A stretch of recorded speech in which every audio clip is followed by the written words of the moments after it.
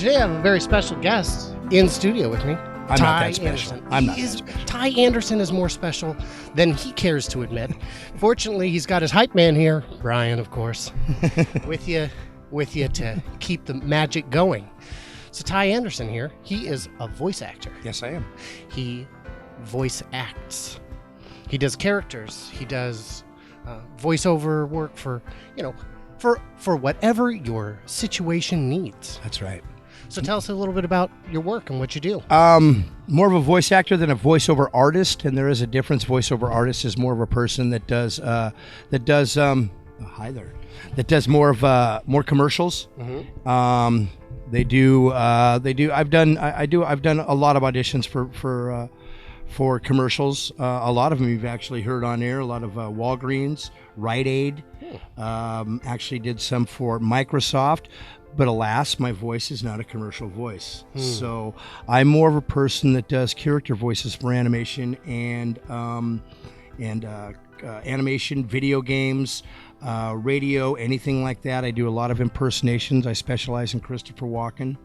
So, well, I've personally been through all your videos from beginning to end on your YouTube channel, and I'll go ahead and put the YouTube channel up on the screen, and I'll go ahead and link it in the description. Fantastic. And if you want, for fun, right now, we could play your 1.5-minute voice reel. Sure, that would be great. Let's do that right now. Okay.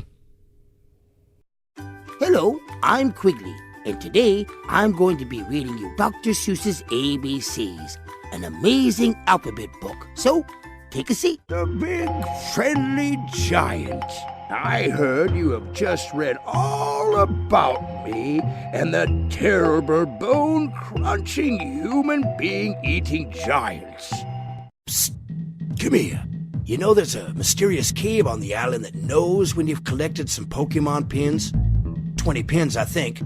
Anyway, when you get your... I'm a raving lunatic shackled in a dungeon of my own making. I'm enraged by the twittering, the snapping, the commenting, the chattering voices that pitter-patter about in my skull like bats in a belfry. Okay, thank you very much. Hello, my name is Willard Whittlesbard, and I am 30-something years old, and I am a heavy machinery operator for construction sites, and that's what I do. So, what's in here? You carry the dark sign. All who carry it have significant purpose, for we have all of time. I want people to know, man. I want people to know that by some sort of crazy coincidence, we end up getting buggered in your brother's basement, that he is to blame. Yeah, so that gives you a little taste. Yeah, it's not bad. I had fun doing that. It's a process. You have to... You know, some of them are actually voices that I've used for like a series that's coming out in England called The Buddies. Very adult oriented. Very, very. I would have to put it X-rated as the scripts keep coming. We're going on our third season of scripts. No animation is up yet, but we're doing our third season of scripts.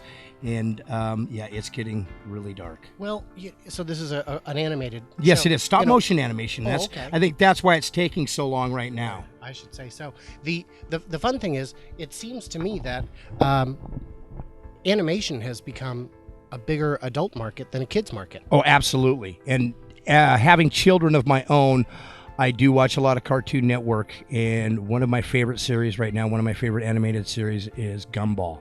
Oh, sure. And Gumball, believe it or not, is very adult-oriented. Isn't he the one with the gray boobs? No. What am I thinking? No, green vagina. Oh, Jesus. Okay, I guess it's entirely possible I haven't seen this one. But yeah, you've got your Rick and Morty's, your anything on Adult Swim, Oh, yes. your Archer. Yes. Bob's Burgers is a nice crossover. Adults don't hate it, which is... And I think one of the series that kind of really started that to be adult-oriented was definitely The Simpsons. Sure. Took that step up. And if we want to go farther back into adult animated series, we'd have to go back to the Flintstones, which actually aired prime time back in the 60s. Prime time. Yes. So here's something I was thinking about that was kind of fun. When you were a kid, obviously, you started voices then. Yes. You picked up voices then. You watched Looney Tunes, you loved it. Yep. And it just happens. Yes, it did. As a kid, Who was the first adult you did an impression of? My first adult I did an impression of. See, for me, and I don't know where in the hell this came from, but as a little kid, I did an impression of Carol Channing. You know, I think I did an impersonation of Carol Channing. Probably not my first. Diamonds are a girl's best friend. Yeah. Yes, they are. Yes. My voice has changed so much from when it used to be. Even just a few years ago, I was able to do kids' voices. Now I have a very bass, very scratchy voice. As far as my first adult that I ever did, probably my stepdad. Oh, wow. Yeah. Yeah. And you've got a built-in audience. Yeah. Everybody's like, oh, I know that guy. That's your stepdad, isn't it? It's like, yeah, that's Ed. That's Ed. Yeah. He was from Georgia, so he had a little bit of a southern accent to him. When he'd get really upset, that'd really pop out. So, yeah, definitely my first adult. As far as my first famous adult would have to go with the start of Saturday Night Live. Oh, sure. Anything off there, probably George Carlin. Actually, here we go. I remember it now. Richard Pryor. In first grade, I got in trouble for doing Richard Pryor. Also got in trouble for doing Cheech and Chong. Yeah. And those are all good characters. Yeah. Those all sound like fun ones to do. And I still do Cheech and Chong. Hey, man, you know, I was noticing, man. Hey, hold on a second. Can I bring that over here? We're going to get that Chevy and chop it short, man. You know, hey, man, what are you doing? Well, hey, you know, I wasn't sure if you were going to be around, man. You know, so those all stick in my head. They pop out at any time. My wife has had to put up for it for years. Yeah. Yeah. Well, I don't do much in the way of voices, but the way my wife, you know, what we do to stay secure in our marriage is she has allowed me to get into puppets and magic. So not real magic, just like card tricks, which are to me, you know, it's like a less detestable form of magic. But I tell you, if there was ever any concern that another woman would take interest in me, puppets is the way to make. I mean, that's just that just closes that door. And it can go in a very adult manner with puppets. Boy, I think there's actually a fetish out there for puppets. I'm sure there's a fetish for everything. There is. In case, I'm not sure if you're aware of this, but there's this thing called the internet, and it has made people who thought they were alone in their fetish for you name it. I thought that was just something you could go on and look up things instead of having to go to the library. What you do is you open your AOL and you type in google.com, please. Wow. And then you look through the results and you find Google, and then from there you can search whatever you want. Really? I'm told. Wow. Told. But I don't know these things for a fact. So are there any voices that you find too challenging or just not fun to do?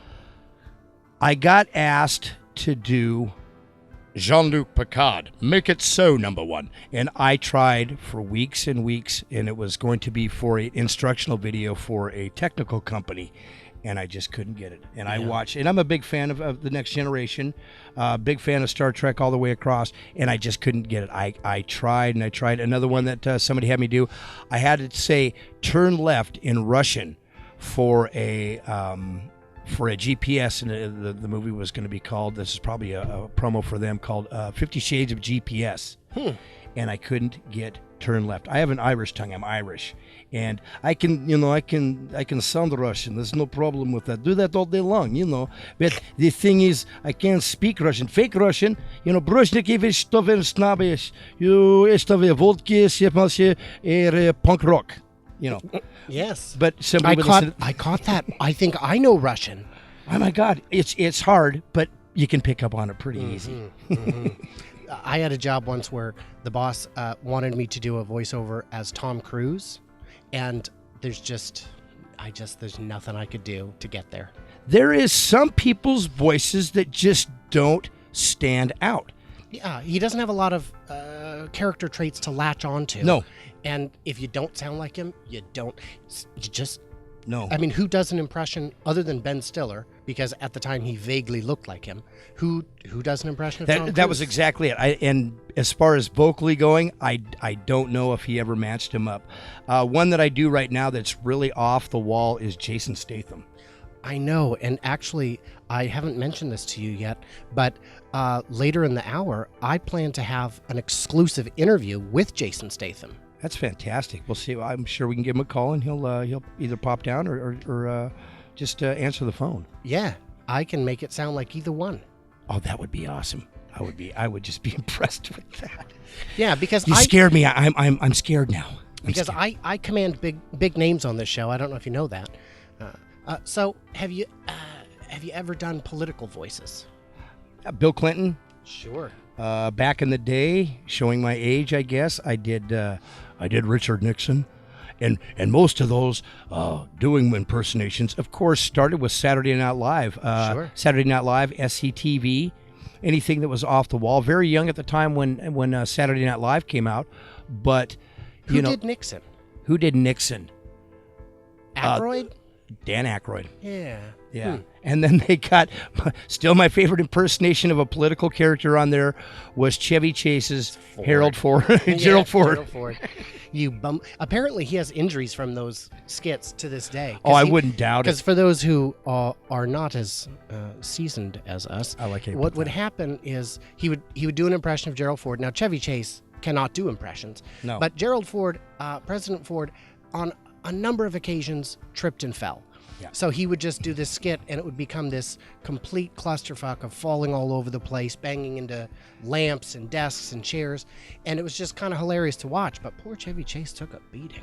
Yeah, he was a very physical comedian, which I really liked. Can I tell you an impression you may Sure. do that you may not realize? Whittlesbard sounds kind of like Reagan. Well, I kind of did a little bit of Reagan back in the day, too. Nancy, hike up that dress and dance for me. Oh, there you go. I like that, Nancy. Oh, Nancy. Oh, Nancy. The fun thing, it was Dana Carvey was on, I don't know, one of the late night shows recently, and they were talking about how their impressions change. And I think it was Conan, and he was saying, yeah, at the beginning of Bush's term, it was a very real, measured one, and by the end of it, it was just not gonna do. Yeah. Not gonna do. Yeah, he went over the top with it. He was doing an impression of himself doing an impression of Bush. And that's the thing with people that do impersonations, especially kind of for me, is a lot of times I did an impersonation of an impersonation. Right. It's so much easier to do an impersonation of Dana Yes. Carvey Yes. than Bush. Yeah, exactly. Because who wants to sit around and watch hours of footage of Bush? He got boring after a while. Not even his wife. Not even his wife. What I loved is in the debates, there was this moment where Jeb Bush said that his mother, was well, my mother's a great lady, and Trump said, yeah, well, maybe she should run. It's like, oh man, that's a sick burn. You're fired. See, that's what I don't even attempt to watch. My wife is big on those reality shows. Mm-hmm. And the only one she's ever really got me into was Survivor, and I watched that for a while, but I never watched Trump's show. What was it called? Or is Apprentice. it called Apprentice? I watched, Yeah. I think, the first season, and that was quite enough for me. Yeah. That was quite enough. I just needed to see little snippets as I was walking by to go watch a movie in the Yeah. bedroom.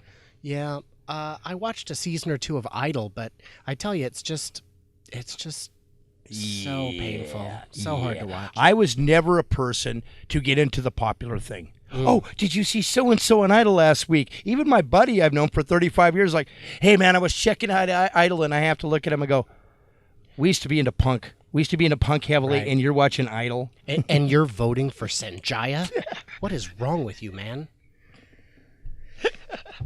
So, before we go on to the next segment, is there any advice you would give to aspiring youngsters who want to be the next generation of voice actors?